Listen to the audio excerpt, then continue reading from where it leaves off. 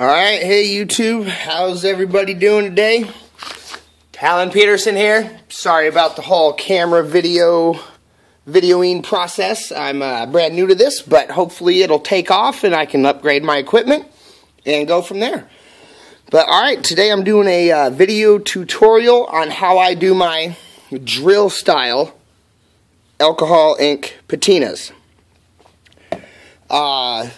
I only found, in doing this, I did some in the past, like this one right here, which is actually going to be the redo project today, with different grid patterns, stencils, excuse me, some like this wood grain one right here. I did that with a stencil. But yeah, pretty much just going to go over to a full tutorial about this. It was requested from one of my face group buddies in the group Juice Junkie Coil Builds. The name of Henry A. Hockersmith. Forgive me if I mispronounce it. I originally had done this. I found one video only on YouTube on alcohol ink patinas that had used a drill. A gentleman by the name of William Richmond, I believe it's pronounced. He had a drill style patina on there like this, and I was very interested in it, and I went for it and kind of just did my own thing. I played around with it. You can take it however you want it, and the beauty of it is they're like snowflakes. Not a one of them is going to be the same. But so what you need for materials is we have some acetone, paper towels, tweezers for removing any bugs, lint, hair, anything like that. Paper towel, Vaseline, Q-tips, blending agent. This is Adirondack's, their product blending agent. It's pretty much just alcohol. You can use a denatured alcohol from your local hardware store. This is the alcohol ink right here, the Adirondack ink. I have almost every color except for there's a black metallic and a white pearl out there that I will probably eventually get and try to do like a two-tone option. You're going to need some sandpaper. I have some 180 grit sandpaper right here. And to top it all off, some clear coat. I have some simple Rust-Oleum crystal clear enamel. I would prefer, if I had it, in automotive clear, something a little harder, more durable.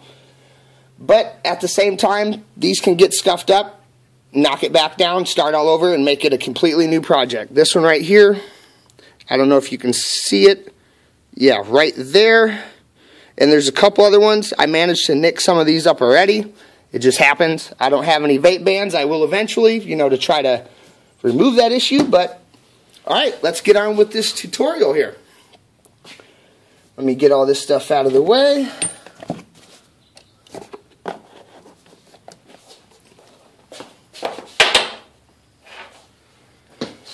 Alrighty, so this is going to be the piece we work on right here. It had a diamond pattern stencil on it. It kind of worked out, but as you can see, it kind of bled underneath, but it was one of my very, very first ones. So we're going to go ahead and redo this one right here. So what I have is a drill. I got this set right here from Harbor Freight. You can get the drill and flashlight for like 16 bucks. Super cheap. Pretty much what I do, starters, I got a drill bit on here. The largest size this chuck would accept, with some rags and some tape. Pretty much just going to take my piece. Vaseline is optional. For this one, I'll just go ahead and do it so you guys can see what kind of mess you may be dealing with, and that is just to keep any residual clear coat off of the threads. So just give a little coat on the threads. Just give them a little rub down.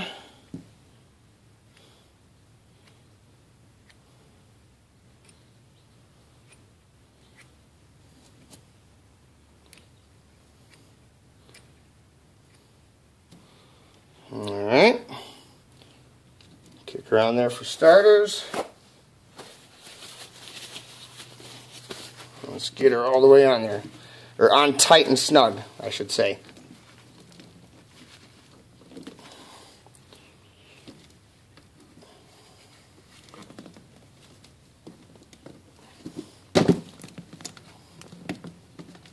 trying to get over this little lip of material here.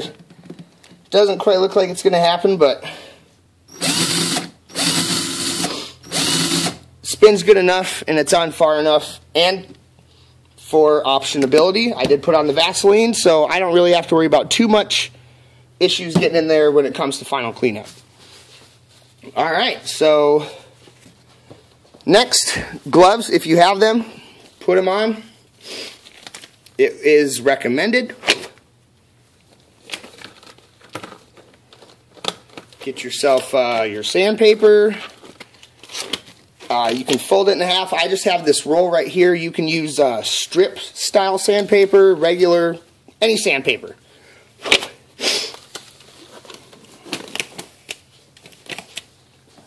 Alright, I just got 2 pieces of this round sandpaper and I just stuck them back to back. Alright, I'm going to rotate over here. Try to get a little better shot on this. Alright, let's go from here.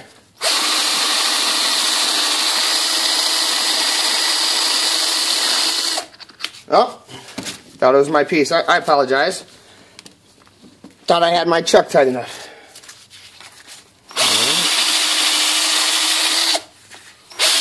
And all we're doing is just getting all this old material off of here. Getting it back down to its original unmolested steel.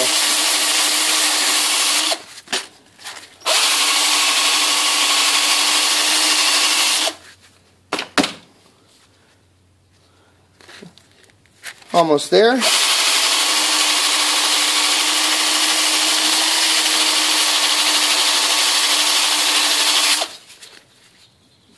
Alright.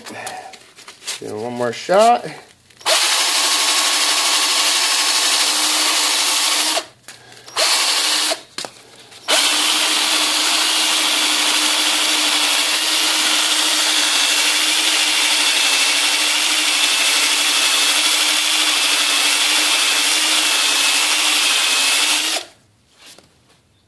Alrighty.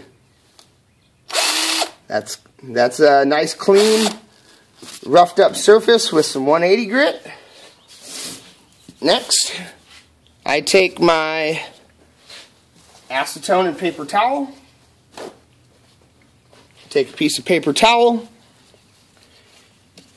This acetone, this is some nail polish remover right here. Or you can use some of this pure acetone stuff right here if you just happen to be in Target or Walmart or wherever.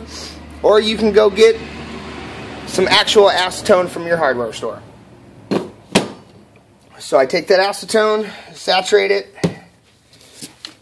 and then give it a wipe down to give it off any dirt residue and any possible Vaseline that may have worked itself onto the edge of the tube. There's a wet one, discard that. Not closed in a trash can. I have seen vapor blow-ups. Just let it air out until it dries and then discard. Take a clean one, get off any material. Alright, she's dry and ready to go. Let me adjust here for inking. Alright, next is your coloring and Q-tips. And me personally, I discard the gloves because I'm not going to touch this tube at all again with my bare hands until it's done, cleared, and I'm going on for final prep so I can use it again. So what we have here is some Q-tips. I have some standard old, just some standard Q-tips. I prefer the ones that have the plastic center bar in them, like the blue or the pink ones. It keeps the saturation from getting up into the center of the Q-tip. And also, they have a little less, you want some that have a nice tight string on them. You don't want the real super fluffy ones. Otherwise, they can get into your ink and cause a mess. So that's why I am personally peeling off some of these right here. And yes, I do see that I am touching the cotton with my hands, but I have yet to have an issue with it. Some people, when I started, I put it in the bottom of a beer cap. Now I just find I'm wasting too much material. So let's take some random colors here. Let's go with, let's see, I'll grab this maroon earth tone one. Let's go with a red. Let's grab this bright yellow one. Alright, so for starters, take some of this ink. I'll put some on the end of the Q-tip, or you can dip it if you feel like it, but if you oversaturate it, it'll start to spread out on here, and you'll see what I mean in a sec. But pretty much, I just let her rip. You can do it at any speed you want. You know, just kind of have fun with it. Kind of like I had said in some of my, other posts on Facebook when I was originally explaining it. Just kind of go for it. You know, see where it takes you. If you mess up, take some alcohol, take it off, and try over again. You know, whatever you can do to keep yourself from grabbing a cigarette, go for it. So that's just one color right there. Let's just see where she goes.